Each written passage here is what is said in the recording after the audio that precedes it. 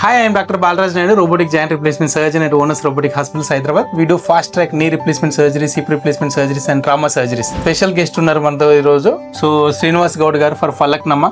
అన్ఫార్చునేట్గా కింద పడిపోయి బైక్ మీద వెళ్తున్నప్పుడు, స్కూటీ మీద వెళ్తున్నప్పుడు కింద పడిపోయి shoulder joint, collar bone fracture అయింది. Is not able to lift the shoulder up and we did fast track surgery. ఆయన ఒక ఎక్స్పీరియన్స్, ఆయన మాటలు తెలుసుకున్నాం. నమస్కారం శ్రీనివాస్ గౌడ్ గారు. సో ఎక్కడి నుంచి వచ్చారు, ఎట్లా అయింది యాక్సిడెంట్? నేను ఫలక్నామా నుంచి వచ్చిన సార్. ఓకే. యాక్టివ్ మీద వెళ్తుండే స్లిప్ అయి పడిపోయినా. ఓకే. చాలా ఇబ్బంది ఉండే సార్ నాకు. ఓకే.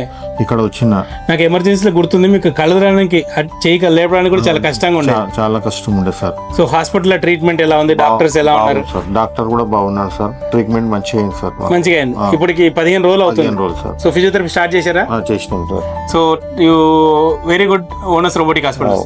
సో చూశారు కదా, యూజువల్గా పేషెంట్ రికవర్ అవడానికి 3 months టైం పడుతుంది.